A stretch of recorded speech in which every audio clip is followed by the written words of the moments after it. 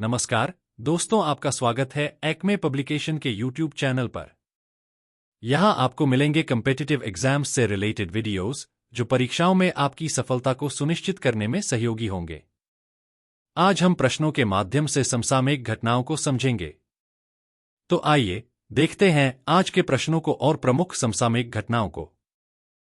पहला प्रश्न है, तनुश्री पांडे ने विश्व सॉफ्ट टेनिस चैंपियनशिप में रजत पदक जीता है। यह चैंपियनशिप किस देश में आयोजित की गई है?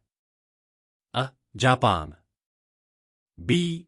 चीन, सी. Korea, D. ताइवान। उत्तर है बी. चीन। सॉफ्ट टेनिस में भारत की तनुश्री पांडे ने चीन के जिंगशान में चल रही विश्व सॉफ्ट टेनिस चैंपियनशिप में रजत पदक जीता है। अंडर 21 महिला व्यक्तिगत एकल फाइनल में उन्हें चीनी ताइपे की चियांग मिन यू के खिलाफ हार का सामना करना पड़ा।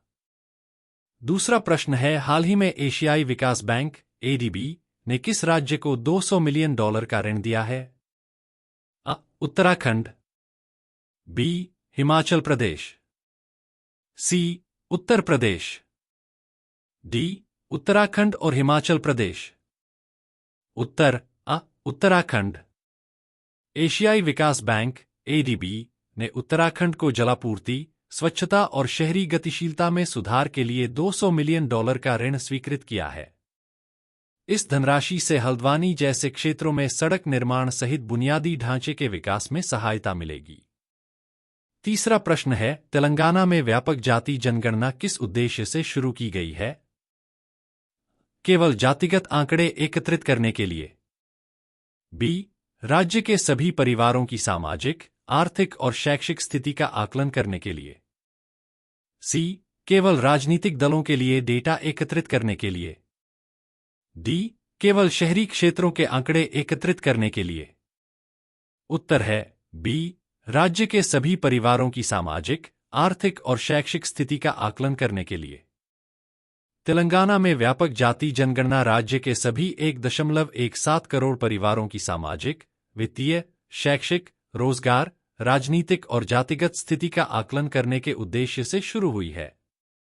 6 नवंबर 2024 को शुरू हुई यह पहल विधानसभा चुनावों के दौरान किए गए वादे के बाद विस्तृत जनसांख्यिकीय डेटा इकट्ठा करने के तेलंगाना सरकार के व्यापक प्रयास का हिस्सा है।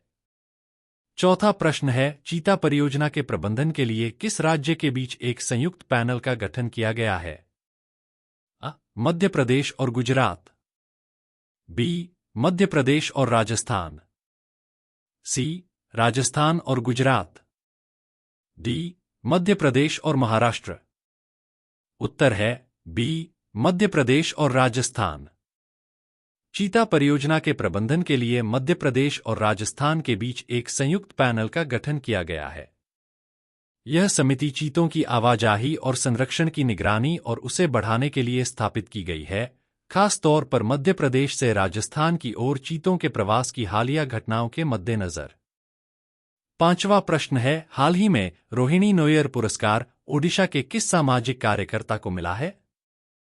अ. सुनील प्रधान, बी. अनिल प्रधान, सी. राहुल प्रधान, डी. विजय प्रधान। उत्तर है बी. अनिल प्रधान। 6 नवंबर को ओडिशा के 28 वर्षीय सामाजिक कार्यकर्ता अनिल प्रधान को तीसरा रोहिणी नोयर पुरस्कार मिला। उन्हें यह पुरस्कार ग्रामीण क्षेत्रों में स्टेम यानी साइंस, टेक्नोलॉजी, इंजीनियरिंग और मैथमेटिक्स की एजुकेशन में बेहतरीन योगदान के लिए मिला। अगला प्रश्न है, भारत भूटान सीमा पर पहला एकीकृत चेक पोस्ट कहां स्थापित किया गया है?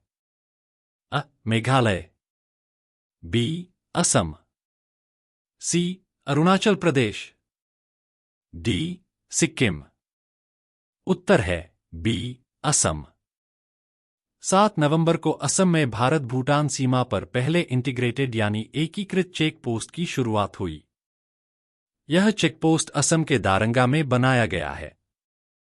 इस चेक पोस्ट की शुरुआत से दोनों देशों के बीच व्यापार आसान हो जाएगा।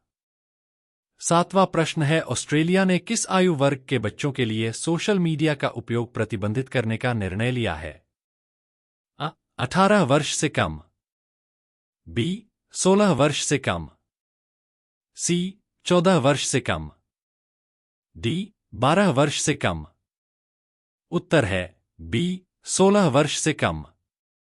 ऑस्ट्रेलिया की सरकार ने 16 वर्ष से कम आयु के बच्चों के लिए सोशल मीडिया का उपयोग प्रतिबंधित करने की घोषणा की है।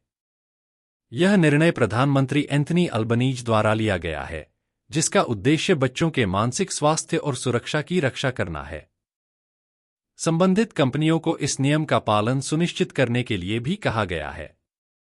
8वां प्रश्न है C.DOT और CSIRO ने किस क्षेत्र में उन्नत एंटीना प्रौद्योगिकी पर साझेदारी की है? अ. कृषि, बी. चिकित्सा, सी. अंतरिक्ष अनुसंधान, डी. दूरसंचार। उत्तर है डी. दूरसंचार। C.DOT टेलीकॉम डेवलपमेंट सेंटर और CSIRO ने उन्नत एंटीना प्रौद्योगिकी पर साझेदारी की है। दोनों संस्थानों ने 2G, 3G, 4G और 5G बैंड को कवर करने वाले एकल ब्रॉडबैंड एंटीना के लिए ट्यूनेबल इंपेडेंस मैचिंग नेटवर्क के साथ मल्टीपोर्ट स्विच विकसित करने के लिए समझौता किया है। इस सहयोग का मकसद भारत के 6G विजन और मेक इन इंडिया लक्ष्यों को हासिल करना है।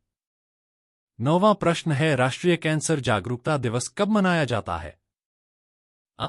7 नवंबर, बी. 10 नवंबर, सी.